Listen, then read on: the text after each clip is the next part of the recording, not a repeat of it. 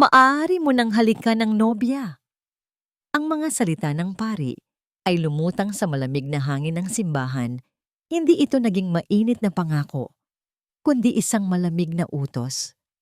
Naramdaman ni Christine ang bahagyang pag-atras ng lalaking katabi niya, ang kanyang asawa, bago ito dahan-dahang humarap sa kanya. Si Gabriel Sandoval, isang pangalan na kasing tikas ng tindig nito. Ngunit sa ilalim ng mamahaling suit at sa kabila ng perpektong ayos ng buhok nito, wala siyang makitang kahit anong emosyon sa mga mata nito. Walang saya, walang pag-ibig, tanging isang mabigat na pakiramdam ng obligasyon. Itinaas ni Gabriel ang belo na tumatakip sa kanyang mukha. Sa isang iglap, nakita niya ang halos hindi mahahalata na pagkunot ng noo nito. Isang reaksyon na sanay na siyang makita sa mga nakalipas na oras. Isang reaksyon sa obra maestrang nilikha niya sa kanyang sarili. Hindi ito lumapit para sa isang halik sa labi. Sa halip, marahan itong inilapit ang mukha at nag-iwan ng isang mabilis at walang kabuhay-buhay na halik sa kanyang noo. Ang labi nito ay kasing lamig ng kamay nitong nakahawak sa kanya kanina. Ito na yon. Ito ang simulala ng kanyang pagpapanggap. Isang kasunduan na selyado. Hindi ng pag-ibig, kundi ng utang na loob at pagsasanib ng dalawang malaking kumpanya. At sa harap ng Diyos at ng iilang saksi, gumanap siya sa papel na siya mismo ang lumikha. Ang pangit na asawa. Kaninang umaga lang, habang nakaharap sa salamin, pinagmasdan niyang mabuti ang kanyang refleksyon. Hindi ang refleksyon ni Christine na may makinis na balat at mahabang buhok, kundi ang babaeng kailangan niyang maging. Maingat niyang idinikit ang makapal at kulot na wig. Tinitiyak na walang kahit isang hibla ng kanyang tunay na buhok ang makikita. Naglagay siya ng makapal na makeup. Isang foundation na 2 tono na mas madilim kaysa sa kanyang balat. At pinalapot ang kanyang kilay sa paraang hindi natural. Nagsuot siya ng malaking salamin na may makapal na frame at isang damit na maluwag at walang korte. Bawat galaw niya ay may layunin. Ang bawat pagpapapangit ay isang pader na itinatayo niya sa paligid ng kanyang puso. Para sa kumpanya, para kay Aytay. Bulong niya sa sarili, ang mga salitang yon, ang naging kanyang mantra. Hindi niya hahayaang mahulog ang loob niya sa lalaking ito. Hindi niya hahayaang masaktan muli. Ang itsurang ito, ang kanyang magiging kalasag. Kinabukasan, sa unang araw niya sa Sandoval Corp, naramdaman niya agad ang bigat ng bawat tingin. Ang mga bulungan ay parang mga bubuyog na umuugong sa kanyang tainga habang naglalakad siya sa malawak na labi. Yumuko siya, mahigpit ang hawak sa kanyang bag, nais na lang maging invisible. Excuse me? Ikaw ba yung bagong asawa ni Sir Gabriel? Isang matinis na boses ang pumutol sa kanyang pag-iisip. Pag-angat niya ng tingin, isang babaeng nakaistilong corporate attire ang nakatayo sa harap niya. May mapanuring tingin mula ulo hanggang paa. Ang pangalan sa kanyang ID ay Rochelle. Ah, oo. Ako si Christine. Sagot niya ng mahina. Ngumisi si Rochelle. Oh, I see. Ang simpleng mga salitang yon ay puno ng pang-iinsulto. Well, welcome. Dala ko pala ang kape mo. Siguradong kailangan mo ng pampagising. At sa isang aksidenteng galaw, natapon ang mainit na kape sa kanyang simpleng blusa. Oops, sorry, sabi ni Rochelle. Ngunit ang ngiti sa labi nito ay hindi nawala. Hindi kita masyadong napansin. Ang hirap kasing makita ng ganyan. Naramdaman ni Christine ang pag-init ng kanyang pisngi. Ang lahat ng mga mata sa paligid ay nakatuon sa kanya. Ang iba ay nagpipigil ng tawa. Ang iba ay umiiling na lang. Gusto na niyang kainin ng lupa sa hiya. Okay lang, sabi niya. Pilit nang ngumingiti habang pinupunasan ng mantsa. Anong nangyayari dito? Isang boses na may awtoridad ang pumailan lang. Biglang tumahimik ang paligid. Si Gabriel. Nakatayo ito roon. Ang matalim nitong tingin ay nakatuon kay Rochelle bago bumaling sa kanya. Walang salitang lumapit si Gabriel sa kanya. Kinuha nito ang isang malinis na panyo mula sa bulsa ng kanyang coat at iniabot sa kanya. "Salamat, sir," pabulong niyang sabi. Hindi sumagot si Gabriel. Sa halip tumingin ito sa mga empleyado sa paligid. Ang kanyang mukha ay seryoso at hindi mabasa. At sa harap nilang lahat, nagsalita ito sa isang malinaw at matatag na boses. "Welcome to the company, Mrs. Sandoval." Ang pagdidiin nito sa Mrs. Sandoval ay isang malinaw na mensahe, isang pag-amin sa kanyang posisyon, isang babala. Natahimik si Rochelle. Ang mga bulungan ay napalitan ng pag-iwas ng tingin. At sa unang pagkakataon, naramdaman ni Christine ang isang bagay na hindi niya inaasahan. Isang maliit na kislap ng proteksyon. Gabi na nang makauwi sila sa malaking bahay na pareho nilang hindi itinuturing na tahanan. Magkaiba sila ng silid. Isang kasunduang hindi na nila kinailangang pag-usapan. Papasok na sana siya sa kanyang kwarto nang marinig niya ang boses ni Gabriel mula sa sala. May kausap sa cellphone. Hindi niya sinasadyang makinig, ngunit ang mga salita nito ay tumagos sa pinto. "Oo, nakita ko na siya." Saglit na katahimikan. Hindi, hindi siya tulad ng inaasahan ko. Napahawak si Christine sa kanyang dibdib. Isang pamilyar na kirot ang kanyang naramdaman. Siyempre, ano pa nga ba ang aasahan niya? Pero isang kasunduan ay isang kasunduan. Ang huling mga salita ni Gabriel ay ang pinakamasakit. Isang kumpirmasyon, isang patunay na para sa kanya, si Christine ay hindi isang asawa, kundi isang obligasyon na kailangang tiisin. Ang kanyang kalasag ay gumana ng perpekto. Ngunit ang hindi niya maintindihan, bakit pakiramdam niya ay may kung anong nabasag sa loob niya? Ibinaba ni Gabriel ang kanyang cellphone at napabuntong hininga. Ang mga salita niya ay lumabas na mas malamig kaysa sa kanyang intensyon, ngunit iyon ang kinakailangan. Para sa kanya, para sa kasunduan nila. Hindi siya tulad ng inaasahan ko. Totoo ang mga salitang iyon, pero hindi sa paraang iniisip ni Christine na sigurado siyang narinig ang lahat mula sa kabilang pinto. Ang inaasahan niya ay isang babaeng pilit nangingiti, isang babaeng susubok na maging kaaya-aya para gumaan ang kanilang sitwasyon. Ang hindi niya inaasahan ay isang babaeng may sapat na tapang para magtayo ng pader, isang konkretong pader na gawa sa makapal na makeup at maluluwag na damit para protektahan ang sarili. Mas hinangaan niya ito para doon. Napapikit si Gabriel at ang alaala ng unang beses na makita niya si Christine ay bumalik. Malinaw na parang kahapon lang. Isang charity gala iyon. Isang taon na ang nakalipas. Ang lugar ay puno ng mga taong nagpapaligsahan sa pagpapakitang gilas. Ngunit sa isang sulok, malayo sa ingay, may isang babaeng tahimik na nakatayo.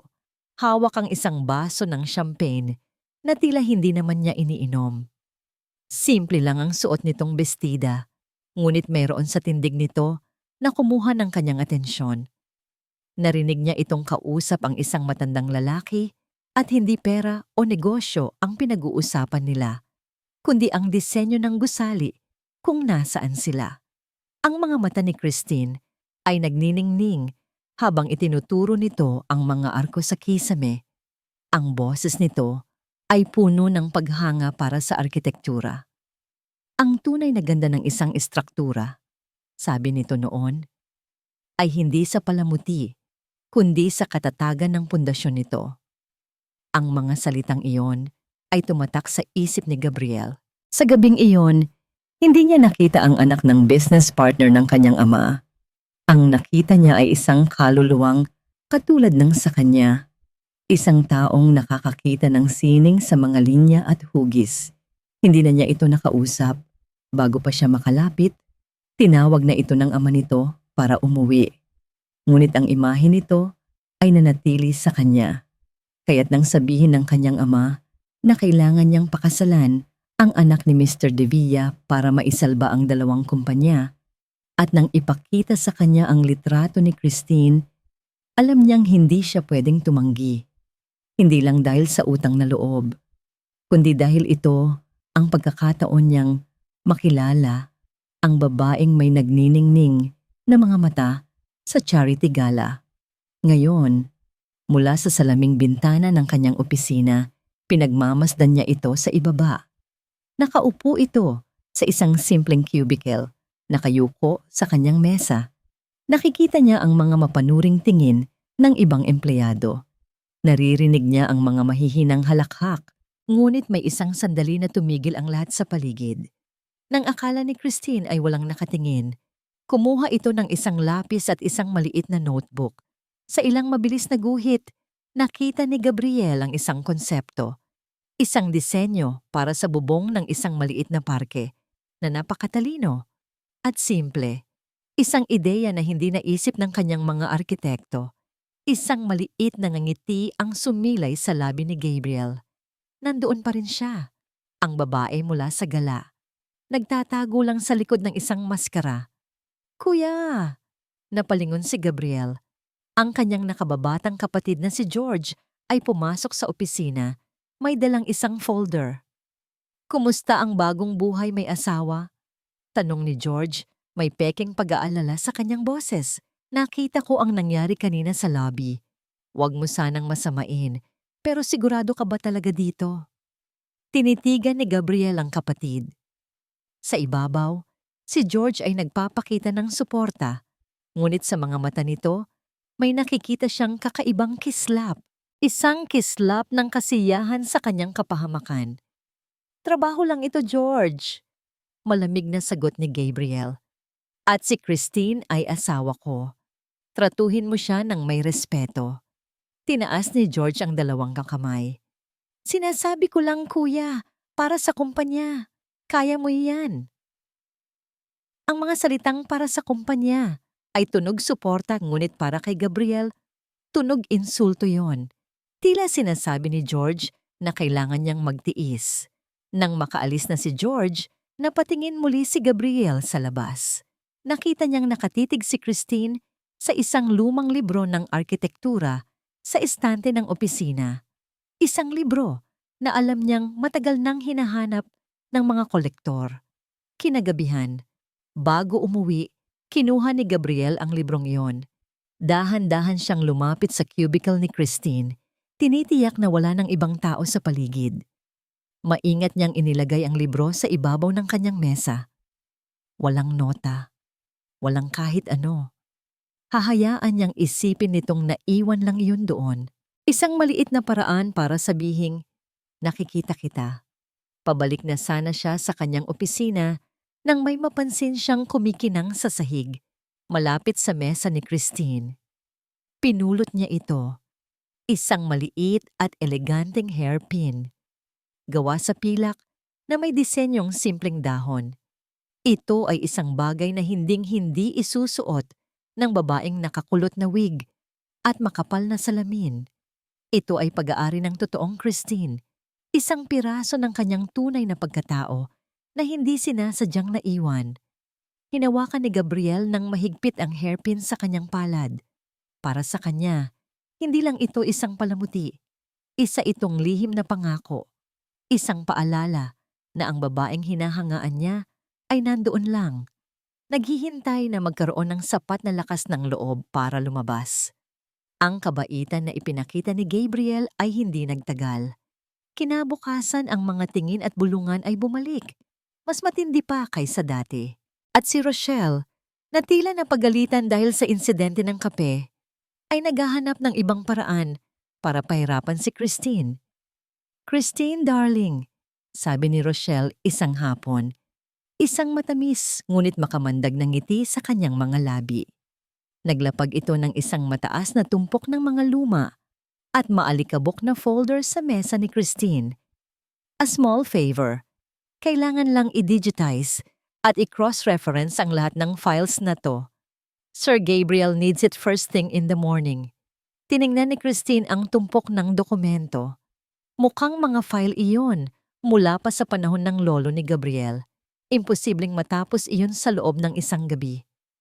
Alam niyang isang patibong ito, isang paraan para ipahiya siya, para patunayang hindi siya karapat-dapat sa posisyon niya. Sige Rochelle, walang problema, sagot ni Christine. Pilit na pinatatatag ang kanyang boses.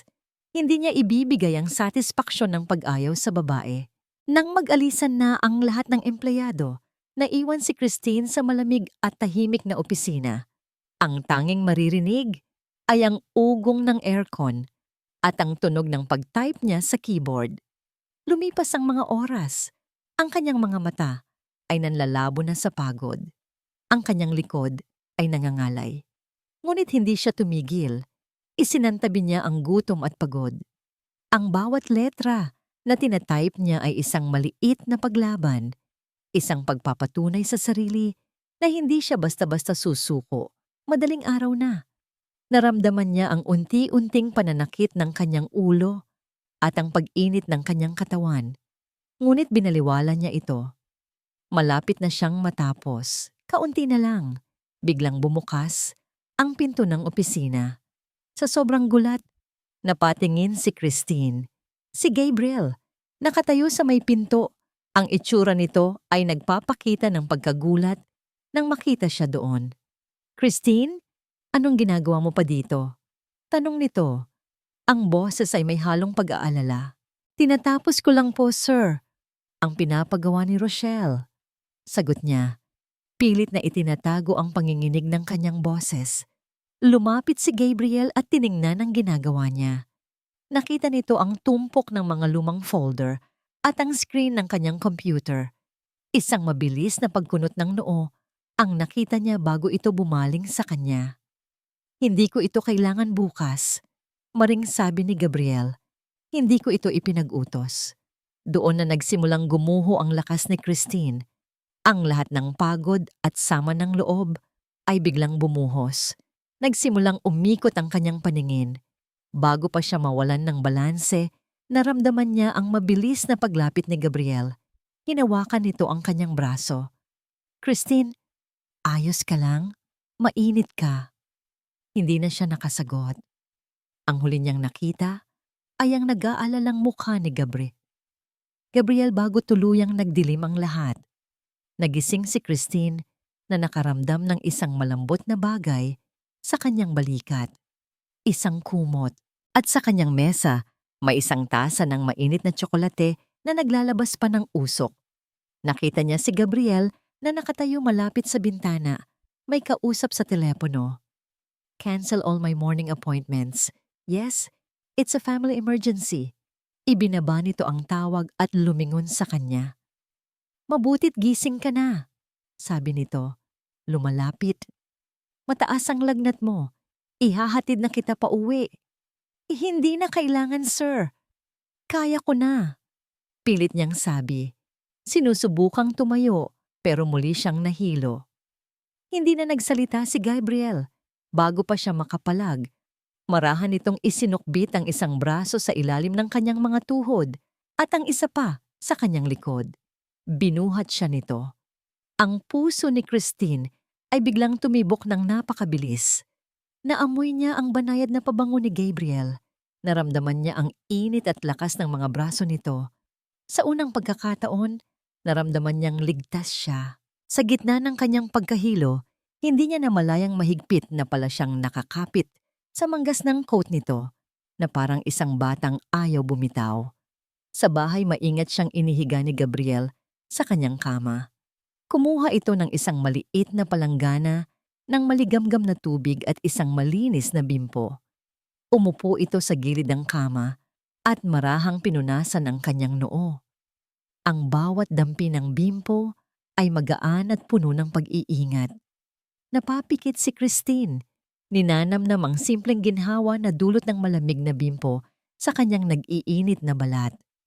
Ito ang unang pagkakataon sa loob ng mahabang panahon na hinayaan niyang may ibang tao na alagaan siya. Dapat ay tinutulak niya ito palayo. Dapat ay ipinapaalala niya sa sarili na bahagi ito ng kasunduan. Ngunit ang kanyang katawan, na pagod at may sakit, ay hinahanap ang kalinga. Bakit niya ito ginagawa? Ang tanong ay paulit-ulit sa kanyang isip. Hindi ba dapat ay masaya siyang nahihirapan ako? Hindi ba't isa lang akong obligasyon na kailangan niyang tiisin? Sa kanyang pagpunas, hindi sinasadyang natanggal ng bimpo ang isang bahagi ng makapal na foundation sa kanyang pisngi. Lumitaw ang isang kapiraso ng kanyang tunay na balat. Makinis, maputi, at ibang-iba sa maskarang ipinipinta niya sa kanyang muka araw-araw. Natigilan si Gabriel. Ang kamay niya ay huminto sa ere. Ang kanyang mga mata, na kanina'y puno ng pag-aalala, ay napako sa maliit na bahagi ng balat na nalantad. Naramdaman ni Christine ang pagtigil ng kanyang kamay. Ang gaan na pagdampi ay nawala. May kakaibang bigat ang biglang bumalot sa silid. Dahan-dahan, iminulat niya ang kanyang mga mata. At nahuli niya ang titig ni Gabriel, isang titig na hindi niya maintindihan. Hindi ito pagkasuklam, hindi rin awa. Isang bagay na mas malalim, mas matindi. Hindi ito nakatingin sa kanyang mga mata, kundi sa kanyang pisngi. Ang mga mata nito ay seryoso, malalim, at may kung anong emosyon na hindi niya mabasa, na tila ba may nakita itong isang bagay na matagal nang nawawala. Kinabukasan, nagising si Christine na tila wala ng bakas ng lagnat. Ngunit ang alaala ng nakaraang gabi, ang pag-aalaga ni Gabriel, ang titig nito, ay nanatiling parang lagnat sa kanyang isipan. Ang titig na iyon, hindi niya iyon maintindihan, at ang lahat ng hindi niya maintindihan ay kinatatakutan niya. Ang kalinga nito ay isang lamat sa pader na kanyang itinayo. Isang panganib. Kaya't nang makita niya si Gabriel sa kusina, naghahanda ng almusal, agad siyang nagtayo muli ng pader. Isang pader na mas mataas at mas makapal. "Salamat sa pag-aalaga mo sa akin kagabi," sabi niya sa isang formal at malamig na tono, na parang kausap ang isang kasosyo sa negosyo. "Hindi mo na kailangang gawin ulit yun. Kaya ko ang sarili ko." Natigilan si Gabriel sa paghahalo ng kape. Tumingin ito sa kanya. At sa isang saglit, nakita ni Christine ang bahagyang paglungkot sa mga mata nito bago ito muling naging seryoso. "Asawa kita, Christine. Responsibilidad kita." Ang salitang responsibilidad ay tumusok sa kanyang puso na parang isang patalim. Iyon lang pala, isang tungkulin. "Kung gayon, salamat sa pagtupad sa iyong responsibilidad," sagot niya, at tinalikuran na ito. Hindi tinanggap ang almusal na inihanda nito. Upang lalong itulak palayo si Gabriel, gumawa siya ng isang bagay na labag sa kanyang kalooban.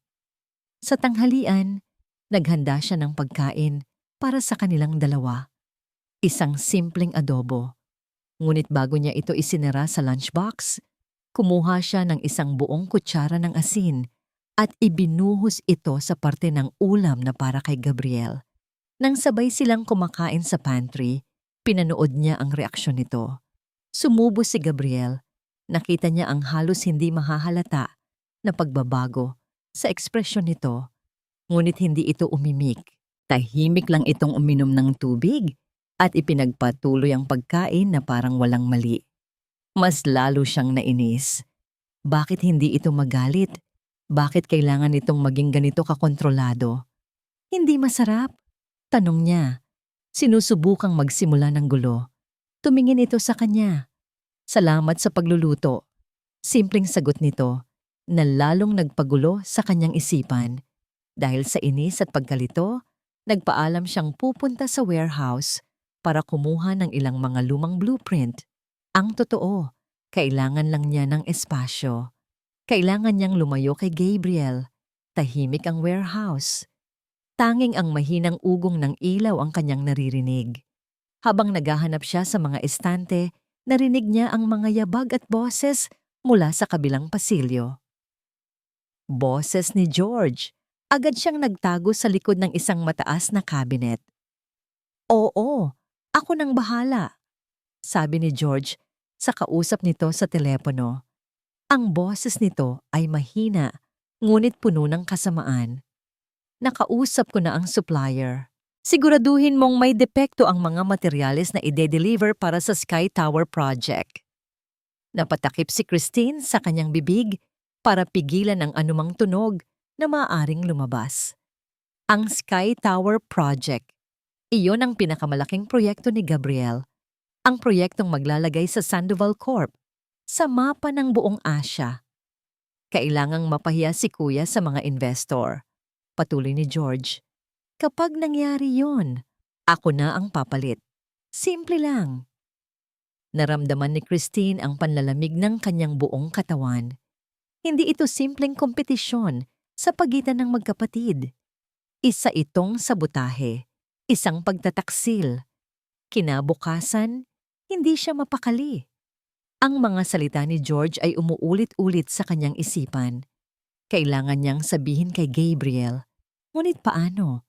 Paano niya sasabihin na narinig niya ito nang hindi inaamin na nagtatago siya at nakikinig? Sinubukan niya.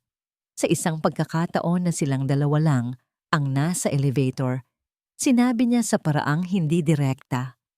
Sir, panimula niya, may mga naririnig po ba kayong chismis tungkol sa mga supplier ng Sky Tower? Tumingin si Gabriel sa kanya, ang noo ay nakakunot. Anong chismis?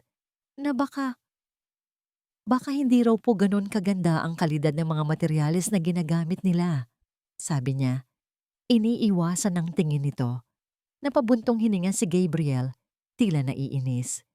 Christine, si George ang personal na namamahala sa mga supplier na yan. Kapatid ko siya. Hinding-hindi niya hahayaang mangyari yon. Pero, I trust my brother. Putol nito sa kanya, ang boses ay pinal at hindi nag-iiwan ng lugar para sa anumang argumento. Bumukas ang pinto ng elevator. Naunang lumabas si Gabriel, iniwan siyang nakatayo doon. Pakiramdam niya ay napakaliit at walang silbi. Ang tiwala nito sa kapatid ay bulag at ang tiwala nito sa kanya ay wala. Gabi na, habang nag-aayos siya ng kanyang mga gamit para umuwi, nag-vibrate ang kanyang cellphone. Isang email mula sa isang hindi kilalang address. Ang subject, para sa asawa ng CEO. Napakunot ang kanyang noo. Binuksan niya ang email. Naglalaman ito ng isang litrato lamang. Isang litrato ni Gabriel at Rochelle. Magkasamang naghahapunan sa isang mamahaling restaurant. Nakangiti si Rochelle. Ang kanyang ulo ay bahagyang nakahilig papalapit kay Gabriel. Mukha silang masaya. Mukha silang bagay. Sa ilalim ng litrato, may isang maikling pangungusap. Ito ang bagay sa kanya. Hindi isang impostor. Nabitawan ni Christine ang kanyang cellphone. Ang mga salita ay tumama sa kanya nang mas malakas pa sa isang sampal. Impostor. Iyon ang tingin nila sa kanya. Ang pag-aalaga ni Gabriel. Ang mga sandali ng kabaitan, lahat ba yon ay isang pagkukunwari lang din? Baka habang pinupunasan nito ang kanyang noo, si Rochelle ang nasa isip nito. Isang malamig na takot ang gumapang sa kanyang puso. Ang pader na itinayo niya ay hindi sapat. Dahil ang kaaway ay hindi lang nasa labas. Nagsisimula na rin itong manira mula sa loob. I trust my brother. Ang mga salitang binitiwan ni Gabriel sa elevator ay lasang kasinungalingan sa sarili niyang bibig. Ang totoo. Matagal na niyang nararamdaman na may mali kay George. Ang ngiti nito ay hindi umaabot sa mga mata. Ang mga papuri nito ay may kasamang lason. Ngunit kapatid niya ito, dugo niya. At ang pag-asa na baka nagkakamali lang siya ay isang bagay na mahirap bitawan. Ngunit ang babala ni Christine, kahit na pahiwatig lang, ang siyang nagtulak sa kanya. Boses niya ito ng katotohanan na pilit niyang iwinawaksi. Hindi niya ito ipinakita sa kanya. Ngunit pagkatapos ng kanilang pag-uusap sa elevator, gumawa siya ng sarili niyang hakbang. Kinontak niya si Mang Nestor, isa sa mga pinakamatagal at pinagkakatiwalaang supplier ng kanilang kumpanya. Isang taong tapat pa sa kanyang ama. Nagkita sila sa isang maliit na kapihan, malayo sa mga matang mapanuri. "Gabriel, iho," sabi ng matanda. Baka sa mukha nito ang pag-aalala. "Ayoko sanang makialam, pero ang kapatid mo, iba siya." Ikinuwento ni Mang Nestor kung paano siya binisita ni George. Pinilit siyang palitan ang dekalidad na semento ng mas mababang uri para sa Sky Tower project. Nang tumanggi siya, tinakot siya ni George na tatanggalin bilang supplier at sisirain ang reputasyon ng kanyang maliit na kumpanya. "Patawad, iho. May pamilya rin akong binubuhay," sabi ni Mang Nestor na payuko. Hinawakan ni Gabriel ang kamay ng matanda. "Naiintindihan ko po, Mang Nestor. Huwag po kayong mag-alala. Ako na po ang bahala." Ang galit sa loob ni Gabriel ay parang isang apoy na unti-unting lumalaki. Ngunit kailangan niya ng pruweba, isang matibay na ebidensya na hindi kayang baliin. Sa mga sumunod na araw, pinanood niyang mabuti si Christine. Nakita niya ang pag-aalala sa mga mata nito sa tuwing dumadaan si George. Nakita niya kung paano nito sinusubukang maghanap ng mga dokumento kapag walang nakatingin. Isang hapon, nakita niya itong nakatayo sa harap ng pintuan ng records room, ang silid kung saan nakatago ang lahat ng kontrata at delivery receipts. Nakita niya ang pag-aalinlangan sa mukha nito, ang takot na baka may makahuli. At sa sandaling iyon, nagdesisyon si Gabriel.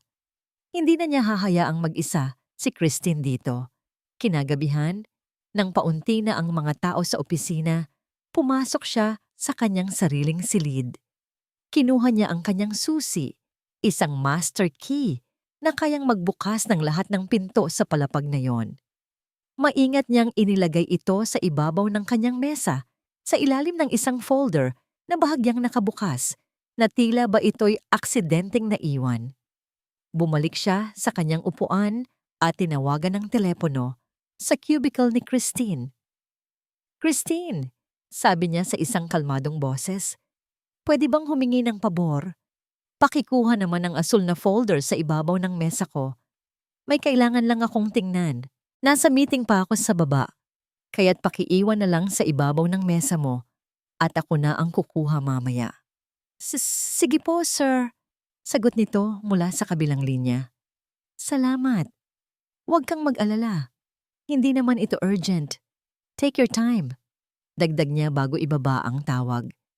Ibinigay niya sa kanya ang dahilan, ang pagkakataon, ang alibi. Hindi siya bumaba.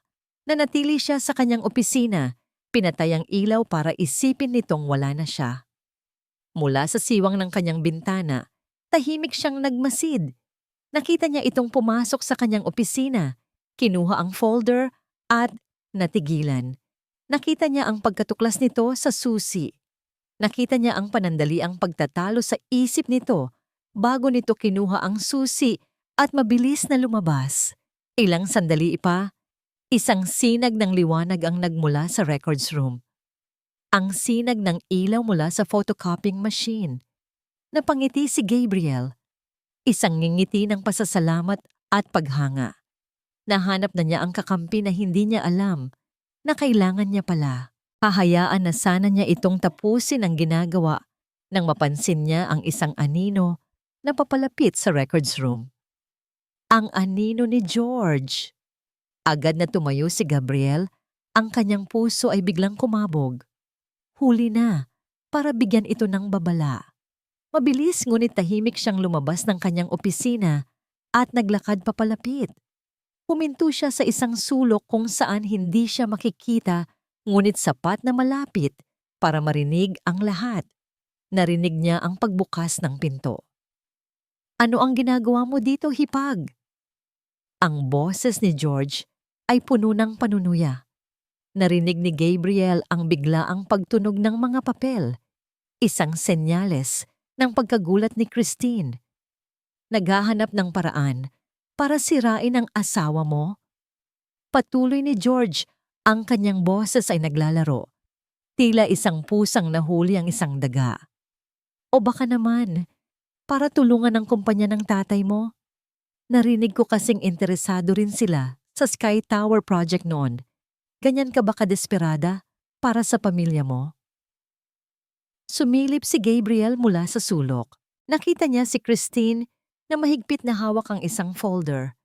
Ang mukha nito ay namumutla sa ilalim ng malamig na ilaw ng opisina. Nakita niya ang takot sa mga mata nito, ngunit mayroon ding determinasyon. "Hindi mo alam ang sinasabi mo," matatag na sagot ni Christine, kahit na bahagyang nanginginig ang kanyang boses. Tumawa si George, isang tawang walang kagalakan. "Talaga ba? Dahil ang nakikita ko ay ang asawa ng kapatid ko, nag-iisa sa gabi sa loob ng records room, kumokopya ng mga kompidensyal na dokumento. Napakadaling gumawa ng kwento dyan, hindi ba?" Lumapit si George. Ang bawat hakbang nito ay tila nagpapabigat sa hangin. Inagaw nito ang folder mula sa kamay ni Christine. Binuklat ito ni George at ngumisi. "Delivery receipts, supplier contracts. Ito na ba ang pinakamagaling mong magagawa? Napaka-inosente mo naman." Ibinato ni George ang folder sa sahig at kumalat ang mga papel. Mula sa kanyang kinatataguan, nakuyom ni Gabriel ang kanyang mga kamao. Ang bawat hibla ng kanyang pagkatao ay gustong sumugod at bugbugin ang kapatid. Ngunit pinigilan niya ang sarili. Hindi pa ito ang tamang oras. Ang paglabas niya ngayon ay maglalagay lang kay Christine sa mas malaking panganib. Sasabihin ni George na magkasabot sila. Kailangan niyang maghintay. Kailangan niyang magtiwala. Kailangan niyang magtiwala kay Christine. "Umalis ka na," sabi ni George sa isang mapanganib na tono. "At magpanggap kang walang nakita. Dahil kung hindi, sisiguraduhin kong hindi lang ikaw ang babagsak. Isasama ko ang pangalan ng pamilya mo at ang lalaking pinakasalan mo." Nakita ni Gabriel kung paano napayuko si Christine, tila natalo. Dahan-dahan itong lumabas ng silid, hindi man lang lumingon. Nang makalayo na si Christine, pumasok si George sa loob ng records room. Pinulot nito ang mga papel, pero hindi iyon ang tinitingnan ni Gabriel. Ang tinitingnan niya ay ang isang maliit na bagay na naiwan sa sahig, malapit sa gilid ng mesa na hindi napansin ni George. Isang silver hairpin na may disenyong dahon. Sinadya ni Christine na iwan iyon. Isang senyales, isang mensahe para sa kanya. Isang mensahe na nagsasabing, "Nandito ako. Nakita ko ang lahat. Humingi ka ng tulong." Nang makaalis na si George, lumabas si Gabriel sa kanyang pinagtataguan. Pumasok siya sa records room at pinulot ang hairpin. Hawak ito sa kanyang palad.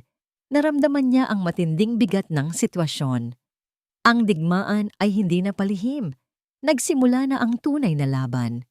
At si Christine, sa kabila ng kanyang maskara at pagpapanggap, ay nasa mismong sentro nito. Ang araw pagkatapos ng insidente sa records room ay puno ng isang nakakabinging katahimikan. Walang sino man ang nagbanggit nito. Si George ay ngumingiti na parang isang ahas na busog. Si Gabriel ay abala sa mga pulong, ang kanyang mukha ay isang blangkong pader. At si Christine, naramdaman niyang tila may isang espada na nakabitin sa ibabaw ng kanyang ulo, naghihintay na bumagsak anumang oras. Ang pagbagsak ay dumating sa anyo ng isang emergency board meeting. Pinatawag ang lahat ng department heads, kasama si Christine. Nang pumasok siya sa malaking conference room, lahat ng mata ay napunta sa kanya.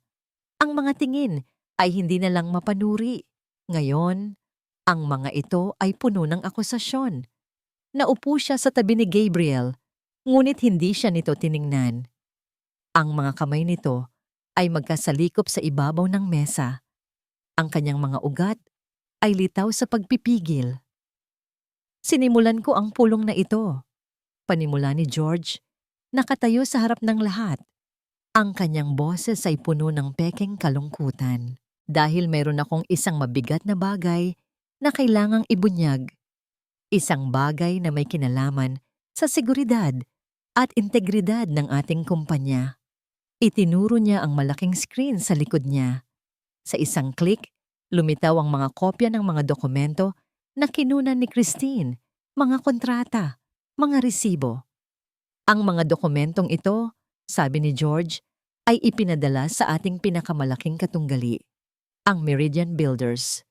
Kahapon ng hapon, isang kolektibong paghinga ng pagkagulat ang narinig sa buong silid. Nagsagawa kami ng isang mabilis na imbestigasyon. Patuloy ni George, ang kanyang tingin ay direktang nakatuon kay Christine. At lahat ng ebidensya ay nagtuturo sa iisang tao. Sa isa pang click, isang security footage ang lumabas sa screen. Isang malabong kuha sa gabi. Ang kuha ay kay Christine, nag-iisa sa records room, kumukopya ng mga dokumento. Naramdaman ni Christine na parang nawalan ng hangin ang kanyang mga baga. Ito ay isang bitag. Isang perpektong bitag. Hindi totoo yan, sa niyan. Hindi ba? Sabi niya, tumatayo. May nag-setup sa akin. Talaga ba, Mrs. Sandoval? Tanong ni Rochelle, na nakaupo sa kabilang dulo ng mesa. Ang kanyang mga mata ay namumula na parang umiyak. Paano mo maipapaliwanag na nakita kita nung isang araw na may kausap na isang lalaki mula sa Meridian Builders sa coffee shop sa tapat? Isang kasinungalingan. Isang tahasang kasinungalingan, ngunit sinabi niya ito nang may puno ng conviction. At hindi lang yan, dagdag ni George. Sino ba ang may pinakamalaking motibo para gawin ito?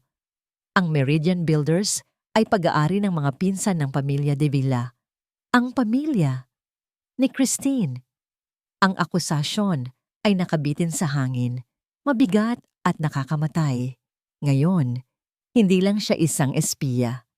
Siya ay isang taksil sa sarili niyang pamilya.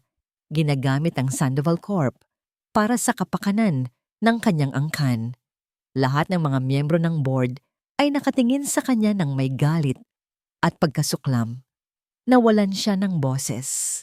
Paano niya lalabanan ang isang kwentong perpektong ginawa para sirain siya? Sa gitna ng lahat ng ito, hinanap niya ang mga mata ni Gabriel. Umasa siya. Kahit isang katiting na pagtitiwala. Ngunit ang nakita niya ay isang mukhang puno ng pagkabigo. Isang malamig na distansya.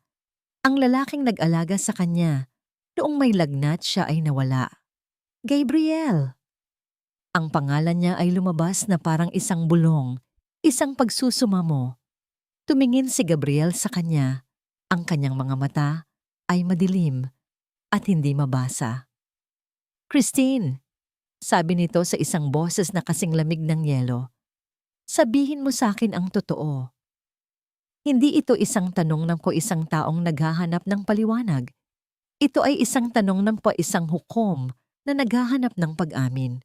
Sa sandaling iyon, gumuho ang lahat.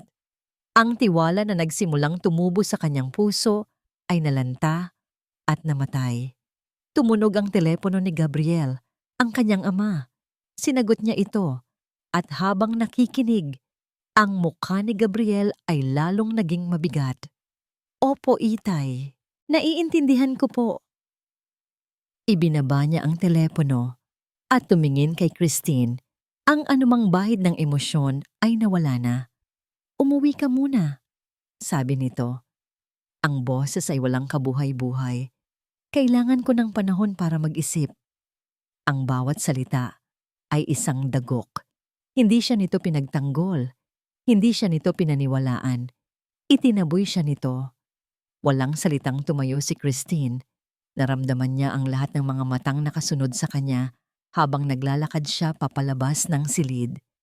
Ang bawat hakbang ay napakabigat, na parang pasan niya ang bigat ng lahat ng kasinungalingan sa mundo. Nang sumara ang pinto ng conference room sa kanyang likuran, Isinara rin nito ang pinto sa anumang pag-asa na namuo sa kanyang puso. Naiwan siyang mag-isa sa pasilyo, talo, wasak. At sa unang pagkakataon, mula nang simulan niya ang pagpapanggap na ito, naramdaman niya ang tunay na itsura ng kapangitan, hindi sa mukha, kundi sa pakiramdam ng pagiging ganap na nag-iisa. Ang pag-uwi sa malaking bahay na yon ay parang pagpasok sa isang malamig na libingan. Bawat sulok ay sumisigaw ng kanyang kabiguan. Ang mga salita ni Gabriel, "Kailangan ko ng panahon para mag-isip," ay umuulit-ulit sa kanyang isipan na parang isang sirang plaka. Bawat ulit ay mas masakit. Umupo siya sa gilid ng kanyang kama, napapaligiran ng katahimikan. Sa labas, nagsimulang bumuhos ang malakas na ulan na tila nakikidalamhati sa kanya. Ito na ba ang katapusan? Ang pagtatago sa likod ng isang pangit na mukha ay dapat sana'y magliligtas sa kanya mula sa sakit. Ngunit ngayon, mas masakit pa ito kaysa sa dati. Dahil hindi lang ang pangalan niya ang nasira, kundi pati na rin ang puso niya. Pinaniwalaan niya siya. Sa kabila ng lahat, isang maliit na bahagi ng kanyang puso ang umasa na makikita ni Gabriel ang katotohanan. Ngunit ang pagkabigo sa mga mata nito ay mas masakit pa kaysa sa lahat ng pang-iinsulto ni Rochelle. Napatingin siya sa kanyang refleksyon sa salamin ng bintana. Ang kulot na wig, ang makapal na salamin, ang madilim na makeup. Ito ang kanyang kalasag. Ngunit ito rin ang naging kanyang kulungan. Nag-aalab ang galit sa loob niya. Galit hindi lang kay George o kay Rochelle, kundi sa sarili niya. Bakit niya hinayaang mangyari ito? Bakit siya nagtago? Ang pagtatago ay hindi nagligtas sa kanya. Ginawa lang siyang isang mas madaling target. Isang biktima na walang muka at walang boses. Naalala niya ang kanyang nakaraan. Ang sakit ng iwanan ng kanyang dating kasintahan para sa isang mas magandang babae. Ang sakit na yon ang nagtulak sa kanya na itayo ang mga pader na ito. Hindi ka sapat. Ang mga salitang yon mula sa nakaraan ay bumalik. Ngunit ngayon, may isang bagong boses sa kanyang isipan. Isang boses na mas malakas. Hindi. Tapos na. Tumayo siya. Ang kanyang mga galaw ay mabagal sa simula. Ngunit unti-unting bumibilis, pinapatakbo ng isang bagong tuklas na determinasyon. Pumunta siya sa harap ng salamin sa kanyang banyo. Tinitigan niya ang babaeng nakatingin pabalik sa kanya. Ang babaeng pagod na, talunan, at takot. Sa isang mabilis at marahas na galaw, hinablot niya ang wig sa kanyang ulo. Inihagis niya ito sa sahig. Ang kanyang tunay na buhok, mahaba at itim, ay lumaylay sa kanyang mga balikat. Sunod, tinanggal niya ang makapal na salamin. At pagkatapos, kumuha siya ng basang tuwalya at marahas na pinunasan ang kanyang mukha. Unti-unting natanggal ang madilim na foundation, ang makapal na kilay, ang lahat ng kasinungalingan. Hanggang sa ang lumitaw sa salamin ay ang tunay na siya. Si Christine de Villa. May mga mata siyang pagod, ngunit sa ilalim nito may isang apoy na nagsisimulang mag-alab. Tinitigan niya ang sarili. Ang mukhang matagal na niyang itinago. Ang mukhang inakala niyang dahilan ng kanyang kahinaan. Ngayon, nakita niya ito sa ibang paraan. Ito ang magiging sandata niya. Kinuha niya ang kanyang cellphone at tinawagan ng kanyang ama. "Itay," sabi niya. Ang kanyang boses ay kalmado ngunit matatag. "May kailangan po akong gawin para sa pamilya natin, para sa akin." Hindi na niya hinintay ang sagot nito. Binuksan niya ang kanyang aparador at nilagpasan ang lahat ng maluluwag at walang kulay na damit. Sa pinakalikod, kinuha niya ang isang damit na matagal na niyang hindi isinusuot. Isang simpleng navy blue dress na bumabagay sa kanyang katawan, elegante at profesional. Nagbihis siya. Naglagay siya ng magaang makeup, sapat lang para bigyang diin ang kanyang mga mata at labi. Inayos niya ang kanyang buhok. Ang babaeng nakatayo ngayon sa harap ng salamin ay hindi na ang biktimang si Christine Sandoval. Isa siyang mandirigma.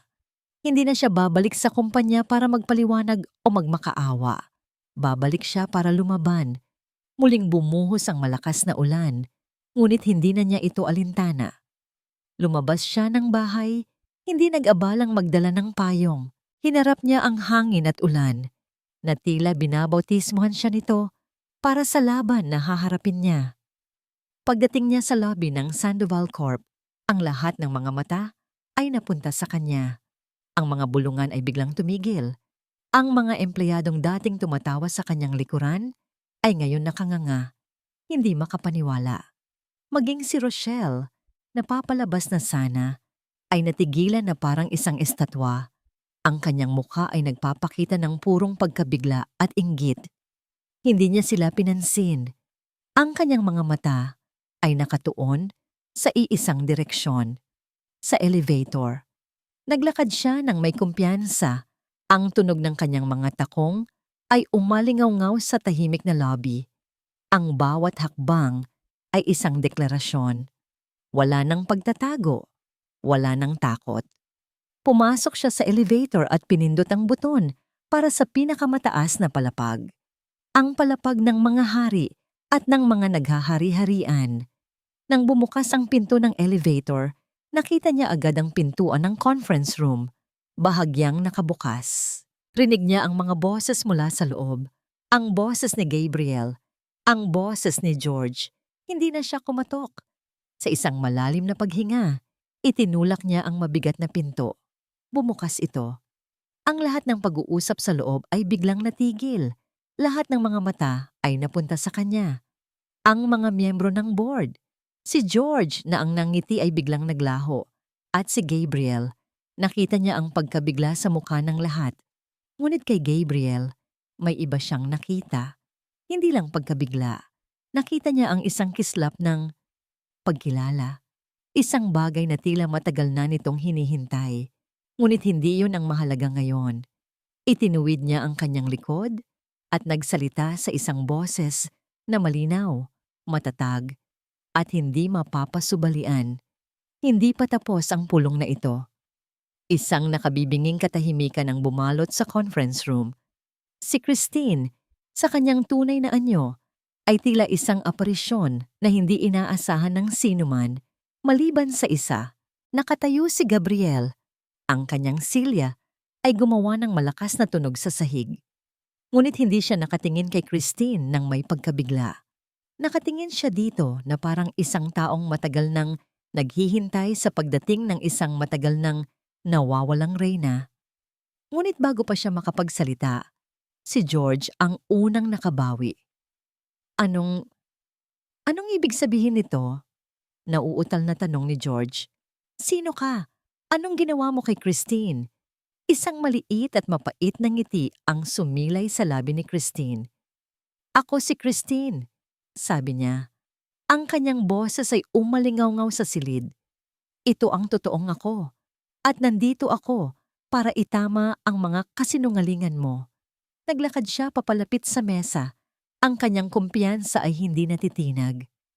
Inilabas niya ang isang maliit na USB flash drive mula sa kanyang palad. Inakusahan mo ako ng pagnanakaw ng impormasyon, sabi niya. Ang kanyang tingin ay matalim na nakatuon kay George. Pero pag-usapan natin ang mga impormasyong ninakaw mo. Isinaksak niya ang USB sa laptop na konektado sa screen. Sa isang click, ang mga litrato ng mga peking delivery receipts at mga minanipulang kontrata ay nawala. Napalitan ito ng isang spreadsheet. Ito ang mga bank records mo, George. Malamig na sabi ni Christine.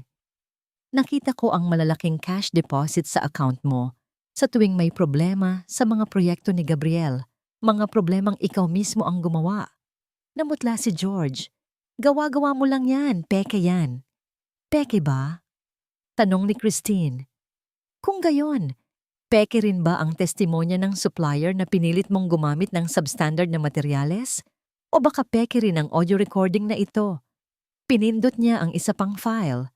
Biglang umalingaw sa buong silid ang isang pamilyar na boses. Ang boses ni George. Siguraduhin mong may depekto ang mga materyales. Kailangang mapahiya si kuya sa mga investor. Ang lahat ng miyembro ng board ay napatingin kay George. Ang kanilang mga mukha ay puno ng galit at hindi makapaniwala. Si Rochelle, na kanina'y kampante, ay unti-unting lumubog sa kanyang upuan. Nais na maging invisible. At tungkol sa Meridian Builders, patuloy ni Christine, hindi sila ang katunggali natin. Ang totoo, malapit na silang maging partner, isang secret merger na tanging po ang mga pamilya natin ang nakakaalam. Isang merger na sinubukan mong sirain. Doon na nawala ang lahat ng kulay sa mukha ni George. Wala na siyang masabi. Nahuli na siya. Ngunit ang pinakamatinding dagok ay hindi pa dumarating. Lumapit si Gabriel, ngunit hindi kay George siya lumapit, kundi kay Christine. Sa harap ng lahat, marahan niyang kinuha ang kamay nito. Salamat, bulong niya. Sapat lang para marinig nito. Pagkatapos, humarap siya sa lahat. Tama si Christine, sabi ni Gabriel sa isang malakas at matatag na boses. Lahat ng sinabi niya ay totoo. Tumingin siya kay George at sa unang pagkakataon, ang kabaitan sa mga mata ni Gabriel ay napalitan ng isang bagay na nakakatakot. Isang malamig na galit. Alam ko, George. Matagal ko nang alam. Lumingon siya pabalik kay Christine at ang kanyang mga mata ay lumambot. Ang tingin na hindi maintindihan ni Christine noon sa kwarto ay bumalik. Ngunit ngayon, malinaw na ang kahulugan nito. Paghanga, pagmamahal. Alam ko, ulit ni Gabriel, mas malakas ngayon para sa lahat. Matagal ko nang alam kung sino ka talaga, Christine. Inilabas niya mula sa kanyang bulsa ang isang maliit na bagay na pilak. Itinaas niya ito para makita ng lahat. Ang silver hairpin na may disenyong dahon. Ang babaeng pinakasalan ko ay hindi ang babaeng may kulot na wig at makapal na salamin, sabi ni Gabriel. Ang babaeng pinakasalan ko ay ang babaeng nakita ko sa isang charity gala. Isang babaeng may alam at pagmamahal sa arkitektura. Isang babaeng matalino, matapang at maganda. Ang kanyang mga salita ay isang revelasyon na yumanig sa buong silid, lalo na kay Christine. Ang lahat ng kanyang pagpapanggap, ang lahat ng kanyang takot. Alam niya sa simula't simula pa lang. Hinintay lang kita, sabi ni Gabriel. Ang kanyang tingin ay nakatuon lamang kay Christine na parang silang dalawa lang ang tao sa mundo. Hinihintay lang kitang magtiwala sa akin. Hinihintay kong ikaw mismo ang magtanggal ng iyong maskara. Sa sandaling iyon, ang lahat ng pader na itinayo ni Christine sa paligid ng kanyang puso ay tuluyang gumuho. Ang luhang matagal na niyang pinigilan ay nagsimulang mamuo sa kanyang mga mata. Hindi luha ng kalungkutan, kundi luha ng pagkaunawa, ng pagpapalaya. Hindi! Isang desperadong sigaw ang pumutol sa sandali. Si George. Ang kanyang mukha ay puno ng galit at kabaliwan. Hindi niya matanggap ang kanyang pagkatalo. Sa isang mabilis na galaw na ikinagulat ng lahat, bumunot siya ng isang baril mula sa ilalim ng kanyang coat. Isang baril na matagal na niyang itinatago. Itinutok niya ito, hindi kay Christine, kundi kay Gabriel. Ang taong kinamumuhuyan niya ng higit sa lahat. Ang anino na bumuhay sa kanya sa buong buhay niya. Kung hindi mapapasa akin ito, sigaw ni George, ang kanyang mga mata ay ligaw at puno ng luha. Walang magkakaroon nito. Isang nakabibinging putok ang yumanig sa buong conference room. Ang oras ay tila bumagal. Nakita ni Christine ang paglabas ng apoy mula sa dulo ng baril.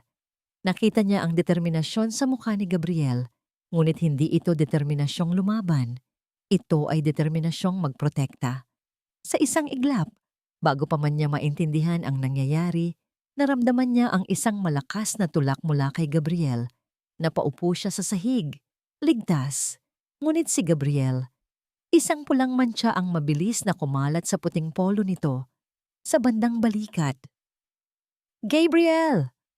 Ang sigaw ni Christine ay puno ng sakit at takot. Nagsimula ang kaguluhan. Ang mga security guard ay mabilis na pumasok at dinisarmahan si George na tila natulala sa sarili niyang ginawa.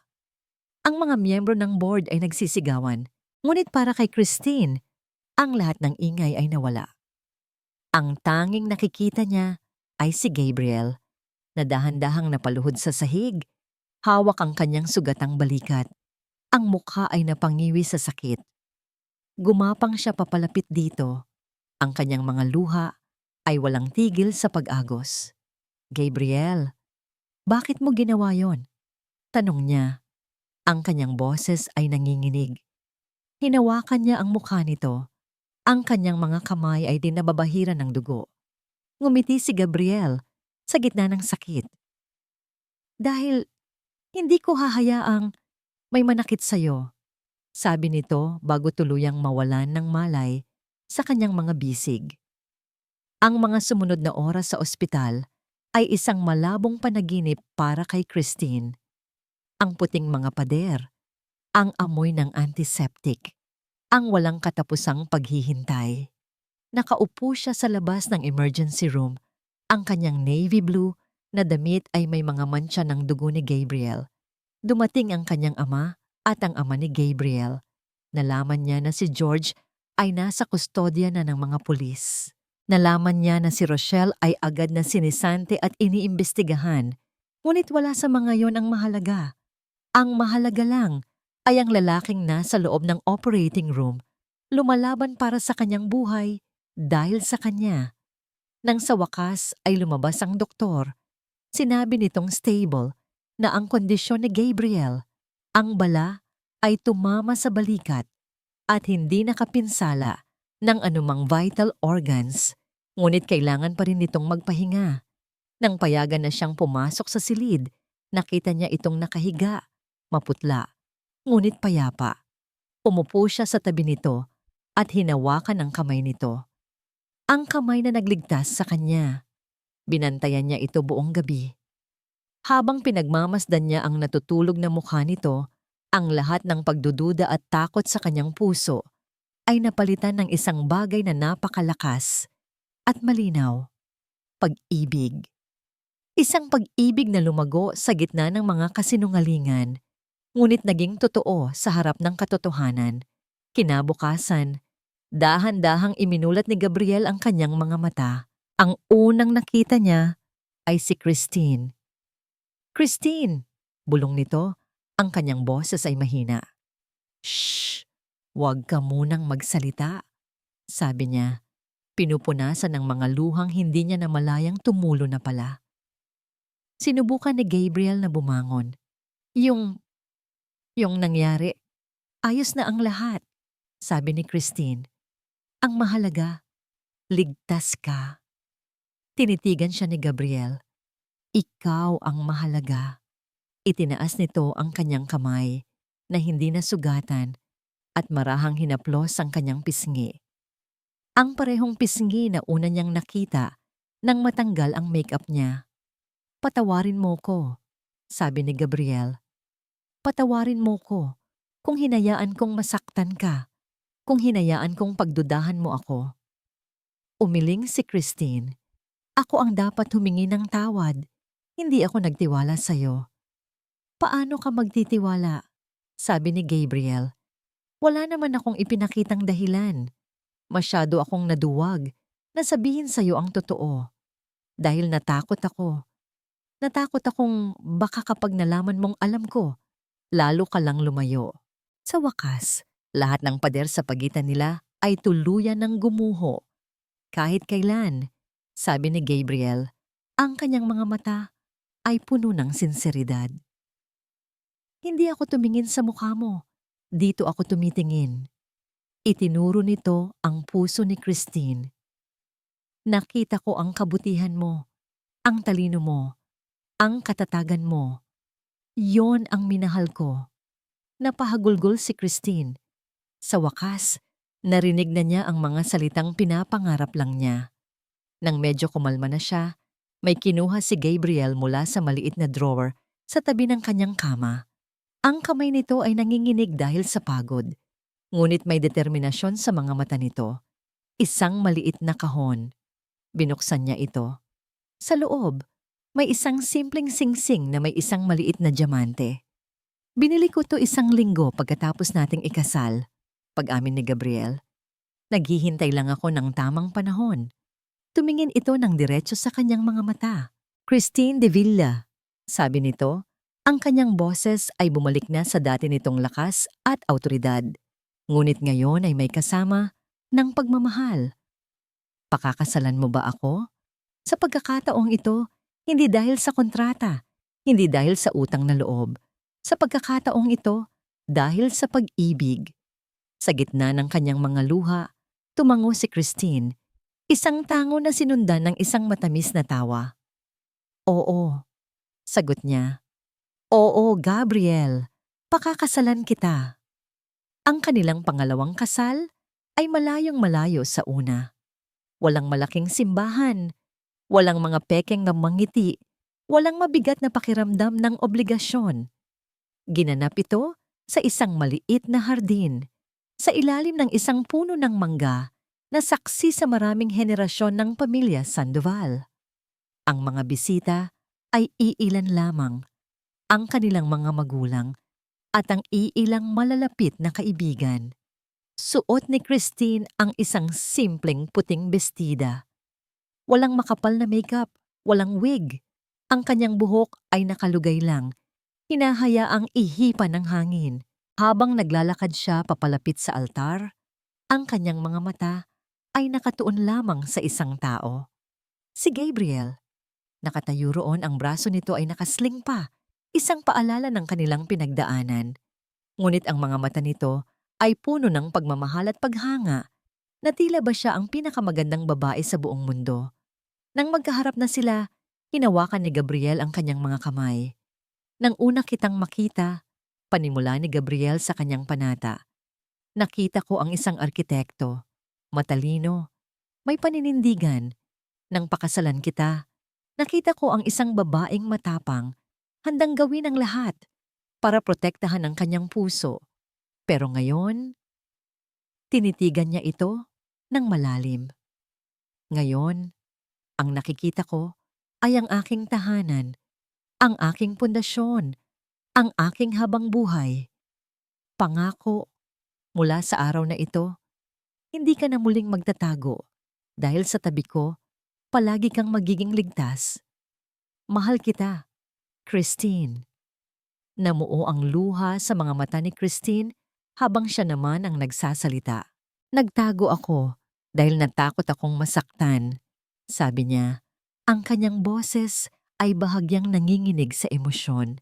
Pero ipinakita mo sa akin na ang tunay na pag-ibig ay hindi nakikita ng mga mata. Nararamdaman ito ng puso.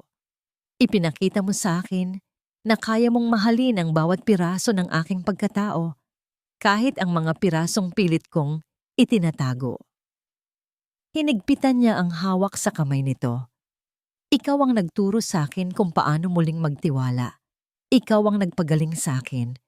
Pangako, Gabriel, sa bawat araw ng buhay ko, pipiliin kita, mamahalin kita, ikaw lang, mahal na mahal kita. Ang kanilang mga halik ay selyado, hindi na ng isang kasunduan, kundi ng isang pangakong puno ng katotohanan at pag-ibig.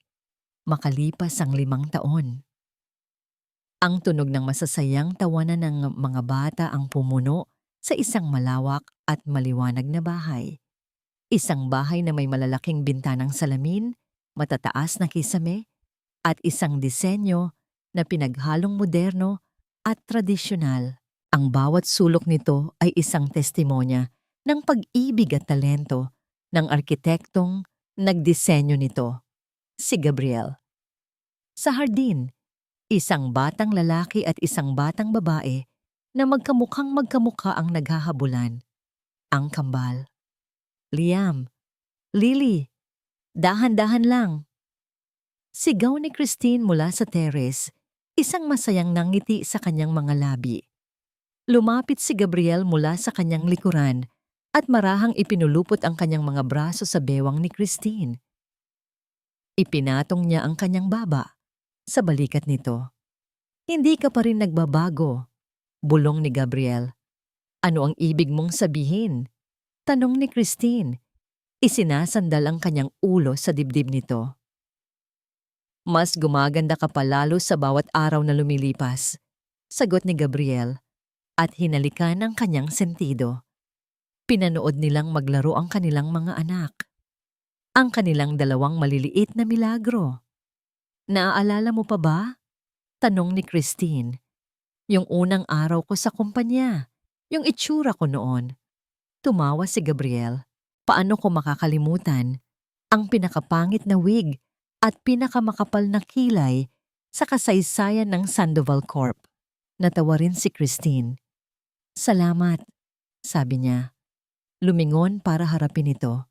Napakunot ang noo ni Gabriel. Para saan?